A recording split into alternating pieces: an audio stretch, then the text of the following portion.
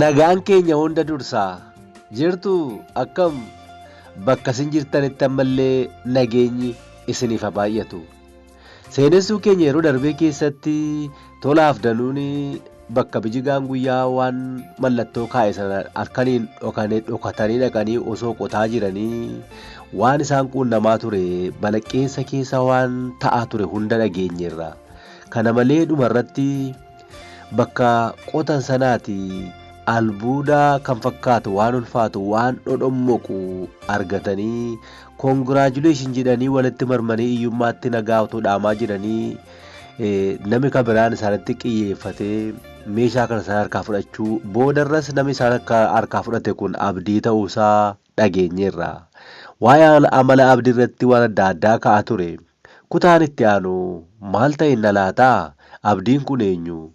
Tolaa fi danuunoo maal ta'u? Waan qotamee argame sunoo kutaa itti aanu waliin haa hordofnu. Laayikii gochuun yoo jalqabdan nutti tola. Ulfaadhaa.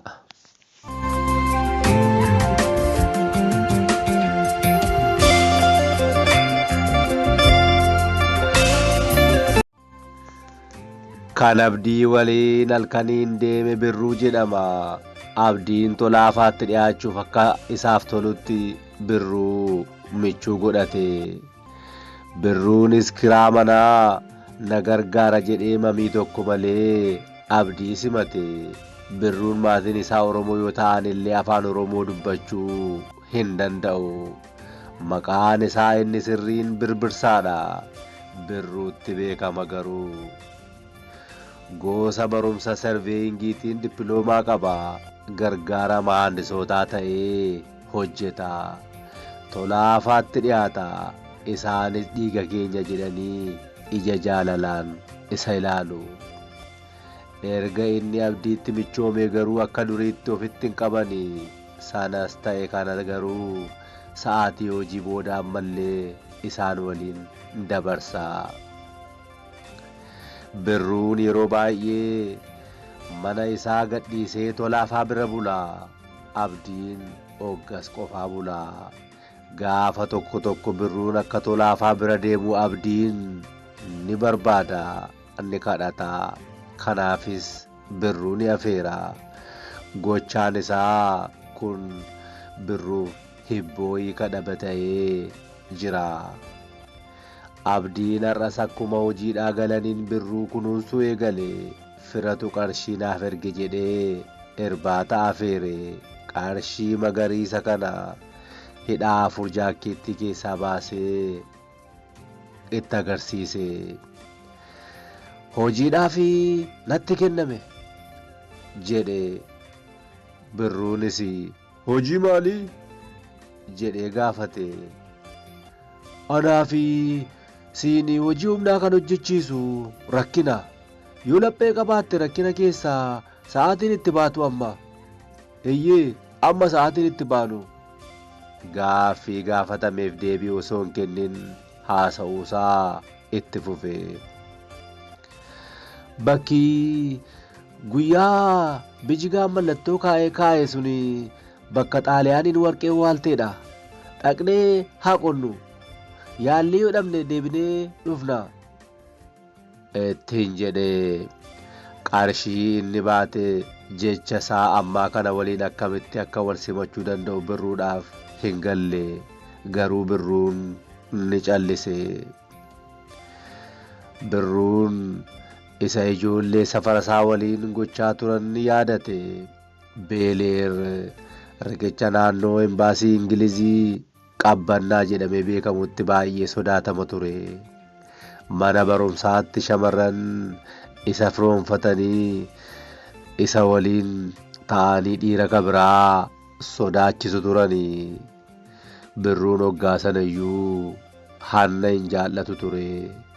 Kanaafis sammuun isaa colleen sun gaaffii abdiin gaafate buusee baasuu eegale.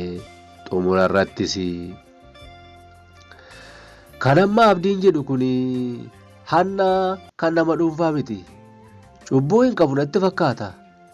Iyyummaan du'aa jiraachuu keenya irratti du'uu keenya wayya. Maaltu beeka? albuudaa nu qofa miti hortee keenyaa rakkina keessaa baasu argachuu dandeenya ta'a jedhee abdiidhaafis yaada isaa kana hime. Abdiin Birruun yaada isaa fudhachuutti guddaa gammade. Ni dida jedhee sodaatee ture. Sossobuudhaafis qarshii baasee afeere. Amma garuu afeeruu isaatti ni gaabbee. Taa'utu hin beekine. Haa ta'u gibii koo keessaa ba'e jedhee asaasee kan dubbatetti fakkaate garuu sagalee isaa Birruun dhaga'eera. Birruun dubbachuuf yeroo jedhu immoo rifatee halkanii walakkaa booda dhannee qotuu qabna. Kanaafuu adeemnu ka'i jedhee utuu Birruun deebiitti hin kennin jecha isaatti rifatee fuudhee ka'e. Halkan walakkaa booda wal fudhatanii biyya hiyyummaa keessaa itti ba'an jedhanitti qajeelanii. Yeroo achi ga'an garuu waan ajaa'ibaa arganii. Namni isaan durse jira. Tolaaf danuun qotaa jiraachuu arganii. Ni raajeffatanii. Walitti sasaasanii yaada waliif kennanii walii galanii hanga isaan xumuranitti da'oo qabatanii eegaa turanii. Abdiin fakkeessuudhaaf Birruun mari'ate malee Ameerikaarraa kallattiin ajajame. Qaqawweessa keessa hoggaa bakakkaan bu'e. Abdiin naasuudhaan fincaan gadi lakkise. Bolaaleen isaa fuula duraan jiidheera. Sagalee wayii dhageessise. Birruun balaqqeessiifnaan akka tasaa bolaalee Abdii arge. Boodaan illee tortoraadha. Maali daayipperii garmalee hidhatte moo? Ittiin jedhee akka qoosuu wayii ta'e. Abdiin gaafa kana dhaga'u dafqasaa taatee. Rasaasa kana itti naquu laata jedhee yaade. Kofoon isaa tortoruu irra darbee ni xiraa'a. Kana gidduutti tolaaf danuun Congratulation jedhanii walitti marmanii. Waan akka geengoo calaqqisu tokko darabee wal harkaa fuudhanii ilaalu. Gara manaatti galuuf daandii eegalanii. Achi turuu hin barbaanne. Deemuufis walii galanii. Abdiin yeroo kanatti sa'aatii gubuu akka hin qabne mallattoon itti agarsiisee fuula isaa dhoksee meeshaa itti xiyyeeffate. Birruun karaa boodaa harka ol qabaa jedhee sodaachisuudhaan itti fufe. Isa qabdee lafa kaa'aa as kennaa harka ol qabaa akka hin sochoone osoo asiif achi hin galagaliin. Asiif achi galagaluun hin danda'amu. Isaanis harka isaanii hol'achaa tolaan warqee maraa fakkaatuu fi geengoo danuun ammoo koodii barreeffame sana itti kenne. Bu'uuraa ajajamaniin osoo asiif achi hin galagaliin fiigichaan deemanii. Birruun koodii fuudhee gibii keessa kaa'e. Sibiila warqee fakkaatu maraa fi geengoo garuu anatu qabaa fi situ qabaa irratti Abdii waliin wal loluu eegalanii. Abdiin lamaanuu natu baata jedhe.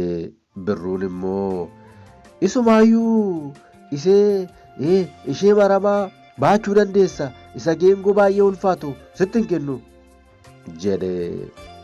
Abdiin fiddee hafte jedhee asiifachuu taala. Birruun gaafa gamuu fi albaatiin balleessuufi eessa keessa albaatii keetiin balleessuufi ittiin jedhe.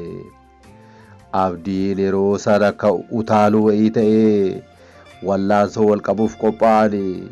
Yeroo Birruun itti utaalu Abdiin meeshaa duraanii itti luqqifate. Adda Birruutti qabe. Birruunis meeshaa qabee fi albuudaa lamaan itti gadhiise. Birruun nama mo'ame fakkaatee hundumaa itti kenne. Booda garuu utaalee hudhee qabate. Abdiin dhukaasuuf cancalamee isaasaa bane.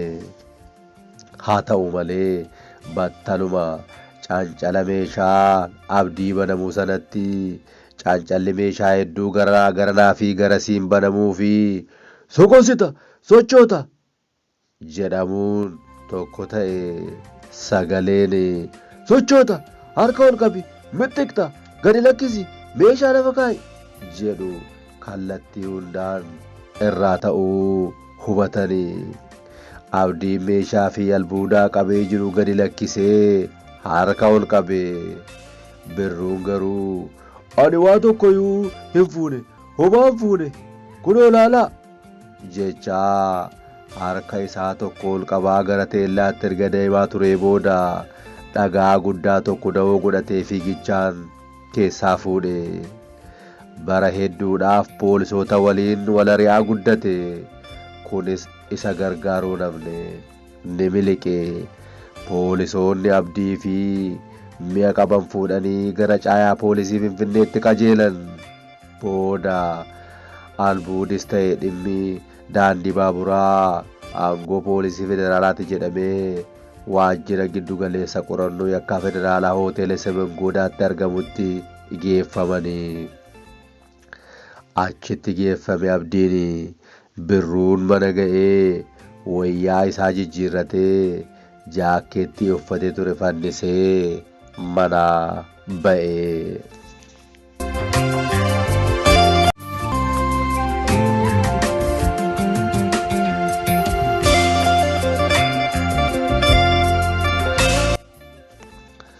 Poolisoonni abdii irraa odeeffannoo argataniin maqaa tolaa, maqaa danuu fi birruu teessoo isaanii waliin waan argataniif qabuudhaaf bobba'ani. Tolaaf danuun manaa hin bahin turanii booda sabaanu jedhanii bakka ciisanii kaa'ani. Danuun mana fincaanii yeroo seenu tolaan uffata jijjiirrachuu eegale. Danuun mana fincaanii keessa taa'ee poolisoota mooraa isaan kireeffatan seenaa jiran arge. Abdiin durfamanii kutaa isaan kireeffatanitti qajeelanii balbalallee osoo hin rukutiin darbatanii seenanii. Akkuma seenaniin rukuttaa fi waci jalqabe.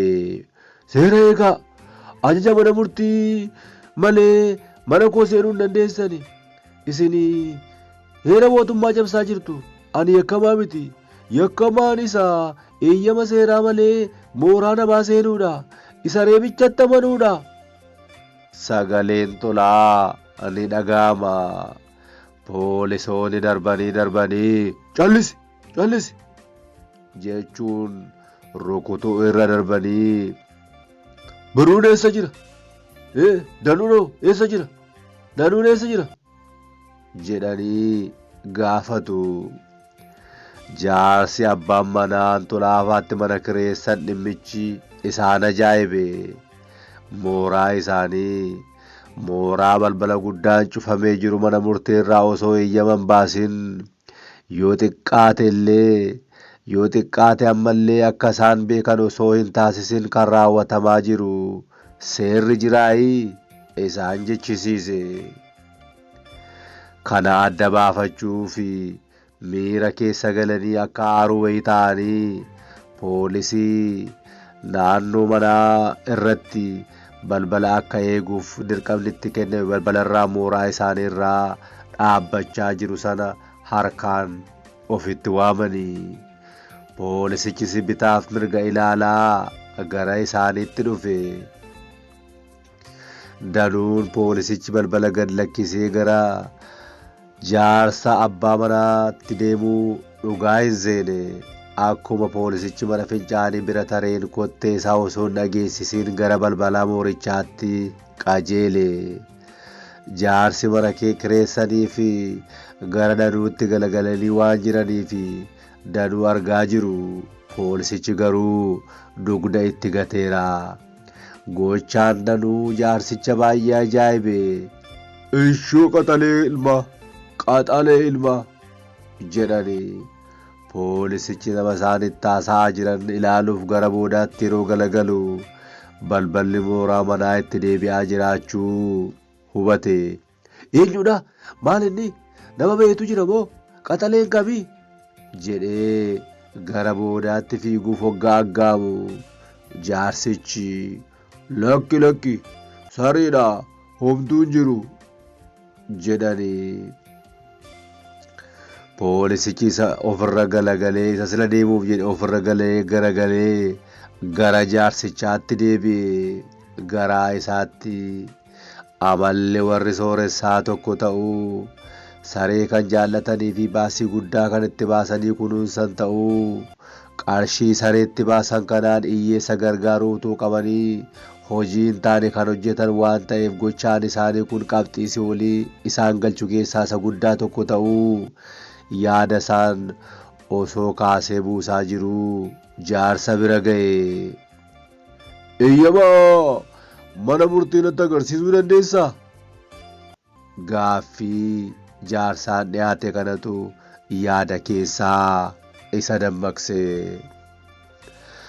Danuun mooraadhaa bahee inni kute inni fiige. Fiigichaan marfata mana hedduu darbe. Marfataan garaa garanatti deddeebi'ee faana balleessee fiigaa ture. Eeyyee poolisoonni yoo isa duukaa jiraatan akka isa hin qabnee fi akka isa hin argamneef jedhee garaa garanatti deebi'ee baay'ee fiigaa ture. Baay'ee argane osoo shaakala qabaatee dandeettii fiigichaa akka qabu hubate. Har'a dargaggeessa waggaa 26ti. Maal qaba osoo waggaa 10 irraa ta'eera ta'e? Moo naasuudhaan hin fiigee? Dhuguma naasuu ta'uun oolu. Miilli koollee na butute. Kan harka koo immoo dhabanne moo maaloo? Miillaanoo nan fiigee harki koo maaluma ta'ee na butute? Jedhe yaada isaan osoo wal falmaa deemuu. Naannoo mana birruufaatti poolisoonni 5 birruu qabanii itti dhufanii. Isa bira ga'aniiru waan ta'eef asiif achi bittiquu hin dandeenye. Fiiguudhaaf illee miilli isaa lachuu laamsha'eera. Osoo fayyaadha ta'ees itti dhiyaataniiru waan ta'eef gonka hin danda'u. Meeshaa poolisoonni qabatan yeroo ilaalu kan qabame hiriyyaa isaa birruu isa waliin daandii baaburaarra hojjetaa jiru osoo hin taane miseensi Alshabaabii galgalaa fi ganama ETV'n afarsamu kan qabametti fakkaate. Inni kan as dhufe mana birruufaa keessa dhokachuuf ture. Furtuu balbala jala bakka suuqan waan beekuuf birruuf abdiin hojii kan deeman yoo ta'e illee dhokatee achi ciisuun dadhabbii fi naasuu galgalaa fi amma irraa wayyaa'uuf ture.